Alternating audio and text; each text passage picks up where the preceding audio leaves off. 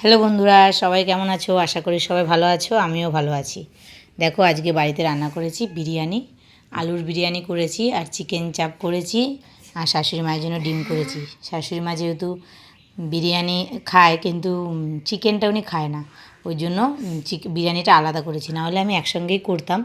এবার শাশুড়ি মা যেহেতু খাবে, মাংস পড়লে তো উনি খাবে না, তাই ওনার জন্য ডিম কারি করেছি আর আমাদের জন্য চিকেন বিরিয়ানি করেছি আর আলাদা চিকেন। ওই যে দেখো ডিমের ঝোল। দাঁড়াও, তোমাদেরকে আমি শাশুড়ি মা খেয়ে কী বললো তোমাদেরকে দেখাচ্ছি। এই দেখো আমার শাশুড়ি মা বিরিয়ানিটা খাচ্ছে। মা বলো বিরিয়ানিটা কেমন হয়েছে? ভালো হয়েছে। সত্যি করে মন দিয়ে বলো। ভালো হয়েছে।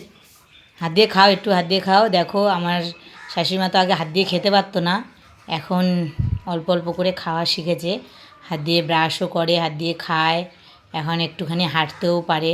তোমাদেরকে একদিন না হাঁটার একটা লং ভিডিও করে দেখাবো আমার শাশুড়িমা কেমন করে হাঁটে। এই দেখো হাত দিয়ে ভাত খাচ্ছে, একটু পড়ে যায় তাও প্রবলেম নেই। চামচ দিলে কি বলো তো, চামচ দিলে অভ্যেসটা আমার খারাপ হয়ে যাবে, চামচ দিয়েই খেতে থাকবে। ওই জন্য আমি বলছি চামচ দিয়ে খেতে হবে না, তুমি হাত দিয়ে খাও। মা ভালো হয়েছে তো বিরিয়ানিটা? Thank you. তুমি কিছু বলবে?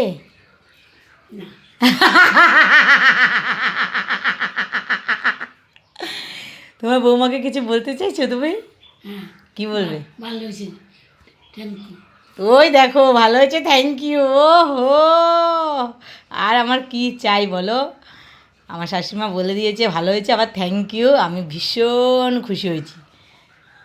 এরকমই যেন হয় আমার আর আমার শাশুড়ির সম্পর্কটা যেন এরকমই ভালো থাকে। এই দেখো মাঝে মাঝে তো ঝগড়া অশান্তি হবেই, কিন্তু বাইরের লোক যদি কোনো ইন্টারফেয়ার না করে না সংসারে, তবে কিন্তু সেই সংসারটা সুন্দরই হয়।